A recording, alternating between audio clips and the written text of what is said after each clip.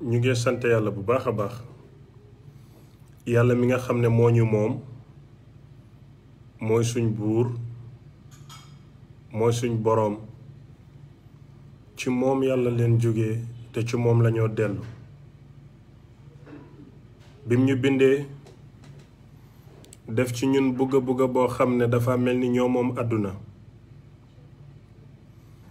dafa mel ni dara teewut ñu dafa mel ni lu nekk mun neen ko te fekk dañoo fàtte dañoo juum fekk mënaluñ suñ bopp dara ndax suñ bakken bi ñoo dundee bakken boobu nekkut suñ loxo Gambia nekk réew moo xam ne dafa mel ni ciin buy bax amut fenn fu sedd ñu am ponk bu am solo ci réew mi muy këru àtteekaay di justice xam ne mbir la mu yàlla fonk sàmm ko téyal ko boppam wax na sax ci alxuraan mu ne yéen ñiy àtte xam leen ne yàlla moo leen daxa àtte bokk na ci liy dimbale doomu aadama mooy àttekat bu màndu rawatina mbooleem kuy liggéey ci wàllum àtte ci Gambia ñu def ko ministre ne yaa ko jiite loolu cër bu am solo la boo xam ne doomu aadama bu fa yàlla teg war nga am gëm yàlla soo ko munta am nga bugga doomi aadama yi xam ne ñooy yow yaay ñoom ba mun a màndu mun a def liñ la soxla bu baax a baax ci jamono Adama Barrow His Excellency President Adama Barrow mu jël suñ ministry department bi jox ko Batambidu di nit koo xam ne soo ko bëggee ak soo ko bañee danga war a nangu ne jàng na soo nangoo ne jàng na danga war a nangu ne xam na soo nangoo ne xam na su ko président bi óoloo teg ko fa doo laajte lu tax ñu war ko fa teg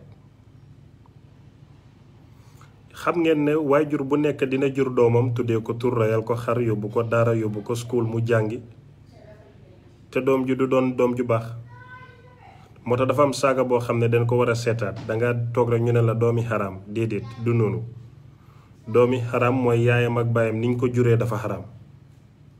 waaye doom ju xaraam mooy moom moo nekk ku xaraam loolu nag li ma bëgg a wax foofu mooy duñ mun a sikkal His Excellency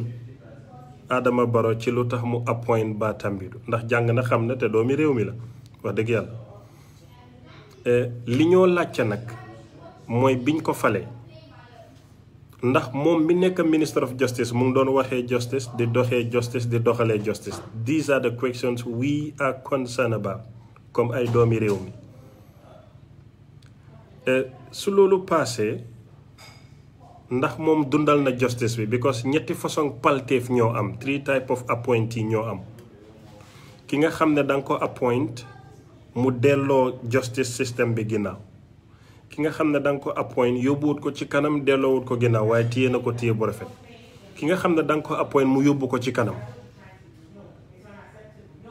man nag nekkuma nit koo xam ne dama eligible pour George Batambidu non I am not because lum require awma loolu nekk naa nag doomu aadama bu yàlla may xel mu ñaw nag nekk doomu aadama bu yàlla may màndu ci wax ba duma wax lu ma xamut nekk doomu aadama bu bugg a réewam nekk doomu aadama bu xam fi moo teg tànkam nekk doomu aadama bu am kilifa nag nit su amee kilifa du tooñ nit su amee kilifa du wax lu mu warta wax nit su amee kilifa du wax lu mu xamut bokkut ci suma philosophie nga toog ci internet di wax ci doomi aadama nga pare na dama jéggalu daf ma leerutoon loolu dit ku baax warut koo def jullit warut koo def rawatina jàngalekat wax na ne internet baaxut bonut lañ cay wax mooy baax wala lañ caa wax bon kon duma wax ci Batambidu dara loo xam ne ëllëg dama naan maa ngi koo jéggalu leerut ma woon based on mbëggeel gi ma am ci moom wala mbañeel te man bañuma benn doomi aadama xam naa ne daal am na jigéen ju tudd Fatoumata Rahman Koka moom mënuma sedde na am naa benn cofeel ci moom loolu nag maa ngi koy jéggalu yàlla mi ko bind ma man yàlla moom lay jéggalu ci loolu waaye du moom li tax ma am mbañeel ci moom moo ma ko def wax ma ko waaye ci xaarifina billahi soo demee ba xool benn jaamab yàlla fàtte na yàlla ko bind taxawaayu yàlla la ci miim xaadam dellu miim del nga bañ ko da nga dellu ginnaaw kon maa ngi sàkk ñu ñaanal ma yàlla ci dellu ginnaaw googu ma dellu ginnaaw. According to reports, Batambidu has told the legislators that his office lacked the resources to provide documentary proofs of all that they have sold in the assets the state seized from Jammeh. Batambidu mu ne bi mu demee ci National Assembly bi ci pencum ndawi réew mi di wax ak député si daf leen wax ne office bi mu nekk moom amul xaalis bu doy pour photocopie niñ doon jaayee alal ji nga xam ne nguuri Gambie moo ko nangu ci Yaya Jammeh maanaam amuñ xaalis buñ photocopier loolu waaye ci biir ñàkk xaalis boobu moom Batambidu mu ngee kool ci biir ñàkk xaalis boobu office ama ngee taal AC ci biir ñàkk xaalis boobu gaat yi ko doon gaat ñu ngi koo fay moom ñu ngi koo fay salari ci biir ñàkk xaalis boobu noonu mu ngee am essence di am coupon ci biir ñàkk xaalis boobu mu ngaa tukki di dem di ñëw waaye office biñ ko fal moom amut xaalis yi photocopie kayit yi alal jiñ nangu ci Yaya Jammeh nan leen ko jaayee nan leen ko defaree ma sampab laaj nag ma ne moom Batambidu kon ndax bugg na Gambie ndax am na màndute ak ragal yàlla pour photocopie rek mais photocopie ngir yóbbul ko législateur si ñu xam alal jiñ nangu ci Yaya Jammeh fan la jaar nan leen ko defee moom mu ne amut xaalis bu doy pour photocopie loolu man ak yéen kenn nekkut fa woon ci xel mi ñu yàlla may 1+1 du jar ñu jàngi school tout la kon full ministre bu wax ne ministry department ba mu jiite amuñ xaalis yi jënd photocopie wala fay dalasi ñu photocopie ñu yóbbul ko législateur si tey na xel waaye ak lu mun a xew rek yàlla mooy ki xam man xawma loolu benn la ñaareel ba he sold Jammeh assets amongst his friends and family for very very cheap price ci gàttal daf ko wanteer alal ji nga xam ne nguuri Gambie nangu na ko ci Yaya Jammeh ne ni mu ko amee baaxut ñu fal Batambidu ngir mu nekk minister of justice jaarale mbir yi yoon moom Batambidu moomu moo jël ay xaritam ak am di Jammeh ka jege ñaaleem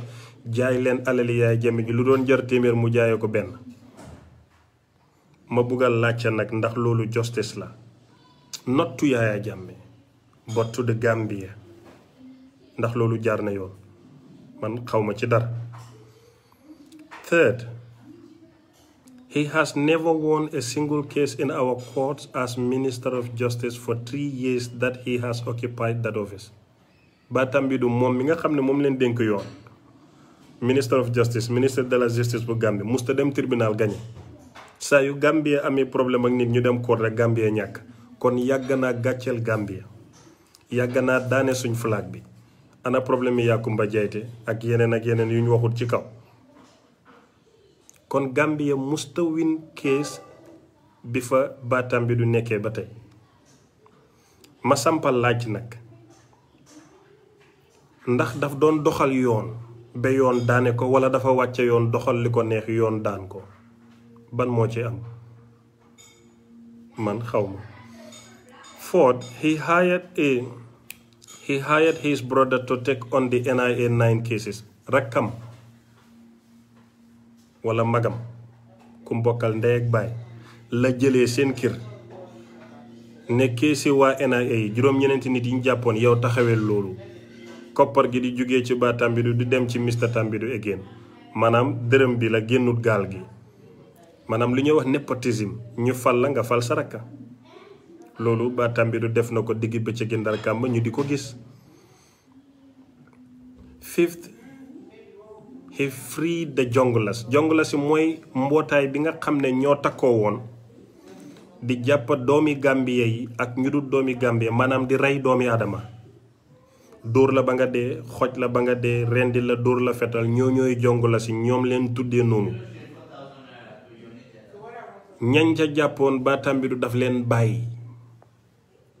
nga xam ne am na ci ñenn jongule yi ñu toog ci télé bi ne ñoom rey neen juróom-ñetti fukki 85 people juróom-ñetti fukki nit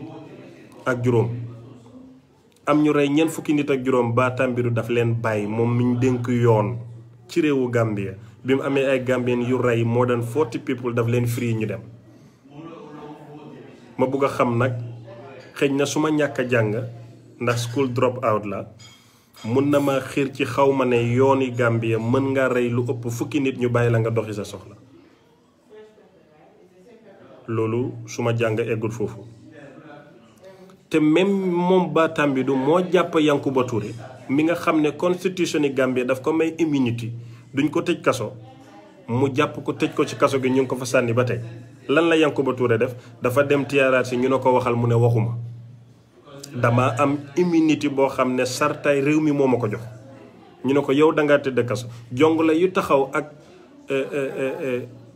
kañ yi ne moom rey na bokk na ci ñu rey Koro Ceesay bokk nañ ci ñu rey ay doomi aadama ñoom ñu bàyyi leen ñu doxi seen soxla kiñ na waxal mu ne waxul ñu tëj ko ma bëgg a xam nag Gambie moo amut yoon wala Bah Tambadou moo du toon doxal yoon ba tey yii yëpp lu ma jaaxal la comme doomi réew xawma lu ko dugaloon ci lii. Seventh, he challenged the president openly when the president said Jammeh can come as an elder statesman and ex-president. He said if Jammeh comes, he will be arrested. Bah Tambadou dafa challenge président Adama Barrow bi nga xamee ne Adama Barrow wax na wax boo xam ne suñu aada nangu na ko suñu cosaan nangu na ko mu ne na Yaya Jammeh ñëwaat ci réew mi.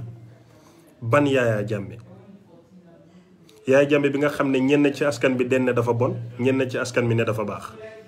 ñii ne rey na nit te doon ak jigéen yum takkul daf leen forcé ñii ne dóor na ay nit ñii ne moo defar education system bi moo fi njëkk a indi télé moo defar tali yi moo defar airport yi am na ñum baalal moo indiwaat Jawara mu dëkk ci réew mi ba fii la génnee àdduna ñii ne moo daan yóbbu nit ñi Màkka di yóbbu nit ñi Rome ñuy aji ji di sàmm seen diine ñi wax ne Yaya Jammeh moo fi génnee carte ci réew mi aaye fi góor jigéen kon Gambie den am ñaari wax ci Yaya Jammeh ñii ne dafa bon man sañu ma leen a wax ne bu leen wax ne dafa bon ñii ne dafa baax sañu ma leen a wax ne bu leen wax ne dafa baax ndax kenn ku nekk li nga xam nga seede bi Adama Barrow ne président boobu den ko soxlawaat ci réew mi mu ñëw toog téye boppam nekk comme Gambien ni Bah Tambadou dafa challenge boosam ne déedéet su ñëwee den koo arrest te arrest Yaya Jammeh mun naa taal coow ci réew mi ndax ku am ku la bañ am nga ku la bëgg te Jammeh Moussa ñim defal lu bon ci seen gémmiñ ñu wax ko ne dafa def lu bon am neen right topp ko waaye ñim defal li baax it am neen right gërëm ko doomu aadama moom doone man dama bañ ngeen ñëpp a ko war a bañ wala dama ko bëgg a ñëpp a ko war a bëgg bi Adama Barrow waxee loolu Bah Tambadou daf ko challenge ma gis ci ñàkk a yar ak ñàkk a respect sa kilifa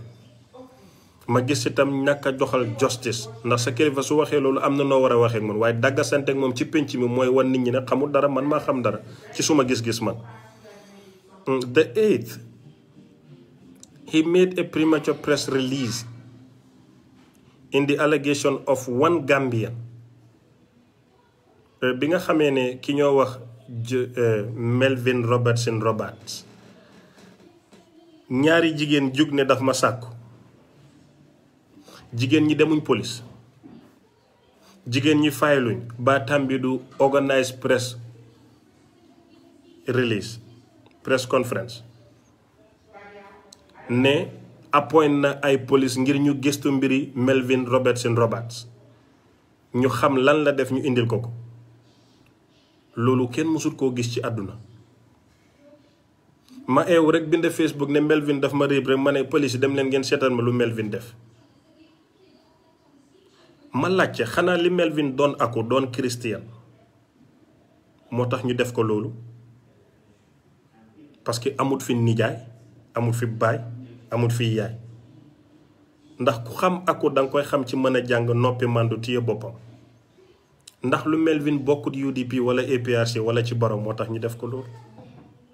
wala dafa am moom Bah Tambadou dafa tiit ngir Melvin mooy benn Gambien bu graduate Oxford University ci master degree ne mun naa jël place am ndax Melvin deserve na pour toog foofu moo tax mu ànd ak ay xale yu ndaw yu xamut fu ñoo teg seen tànk yi ci tuumal ko waaw bi mu bañee Melvin noonu ndax fooguloo woon ne dafa jaadu woon ci moom Bah Tambadou mu dem ci suuf jël xale yi ne dem leen police bi eeg ba mu jaar ci right procedures yi tëj Melvin xam nga lu yàlla def 9 months bi Melvin noppee toog di leen seetaan ñoom xale yu jigéen yooyu dañoo pare rek tëj seen gémmiñ ñu noppi parce que xam nañ ne den doon fen den doon sos den doon wax lu amul. lu tax ma wax loolu mooy ba léegi indiwuñu évidence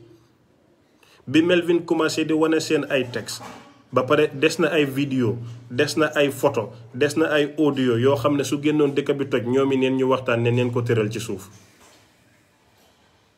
ana Madi Jobaate bu leen doon jàppale doon ci wax biñ commencé yëngali mbiram la teg wax ji waxatut ci ndax moo ko def wala defut ko xawma ci dara waaye gis naa ne biñ commencé waxal Madi moom ca la ca pare génn ci ba mu set. ana ndaw si foojoon document sami te nekkoon social security def fa njaaxum ba Mama Linguère moom booba la ca noppi. maanaam li ma bëgg a wax mooy tooñ inna allaha la yahdi al qawma zalimina yàlla du dimbale kuy tooñ mukk. gis ngeen wax naa ko waxati ko Fatima Mada Bio first lady bu Sierra Leone sëy bi moo def ak président bi dafa xaram yàlla bëggut ko yonent yàlla Muhammad sallallahu alayhi wa sallam bëggut ko daganut ci alquran daganut ci hadis.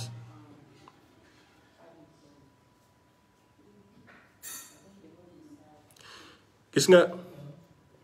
Fatoumata Bio boobu mu ngee def bàkkaar yi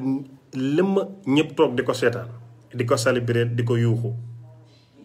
loo xam ne politique ko ci dugal ndax Sierra Leone 50-50 la ñuy chrétien ñiy jullit jëkkër ji des ci chrétien jabar ji moom ne man jullit laa ngir ñu am jullit ñi am chrétien yi waaye du lislaam ñu nekk ci njaalo. fu lislaam bañee jëkkër chrétien sëy ak jullit fu lislaam bañee ku dul jullit sëy ak jullit bu jigéen nan la ay xale jullit sañ a taxaw daan dem ci Melvin di ko jox seen bopp suba ngoon guddeeg bëccëg ne def ma réeb jullit yi ne wax nga dëgg ci ban lislaam leen nekk. xanaa ci fiqu islaam yee jàngale leen ne sooy njaaloog jigéen sax wax ko na ko defaral sa musóor bi ngir nu yàlla fonkee jigéen ci lislaam. jigéen ñi di taxawaalu nekk ci lu leen neex ba bër set ñu ne moo ñu réeb rek ñu ne dégg la baatam bi du taxaw wax ci benn xamut diineem wala jëfewut diineem ñaareel ba jëfewut yoon. and it was very low ci nit koo xam ne yaa jiite capacité bu mel ni minister of justice bu Gambia loolu gàcce réew mi la ku ñu ko teg baatam bi. Number 9, he frequently gave the passport contract to Semlex, even though the company is accused worldwide for corruption and is banned in so many countries. Batambidu mooy Gambien bi jël suñ contrat gi passeport ak ID card jox ko Semlex nga xam ne boo dëkkee Basse dangaa ñëw ba Kombo pour defar ko ñaari place rek leen am fu ñoo defaree ID card ak passeport. Very limited to the poor Gambians. te di seen Semlex dafa am dëkk yu ñu leen aaye ngir corruption ak def lu bon baatam bi du indi leen Gambia ñaata la am alal ci loolu dama laaj. ñaata xaalis la am ci contrat gi Semlex ñaata xaalis la ci Gambia ñàkk ID card boo xam ne soo ko dugalee sa poos mu xoos ak système yiñ ci lal ak yiñ ci def.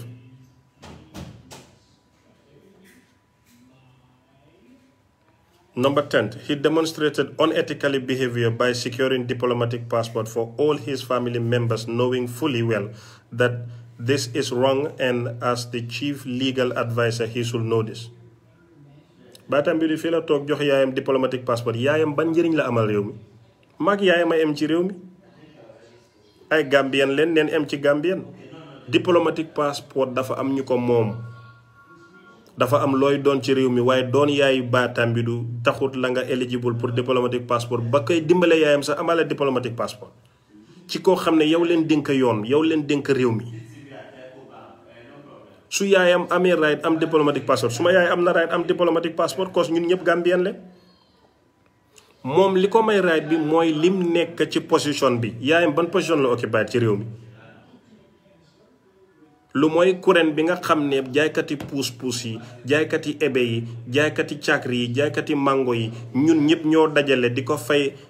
GRA di ko delloo nguur gi ñu ko fay salari di fay kuréen ba yaayam di seetaanee télé.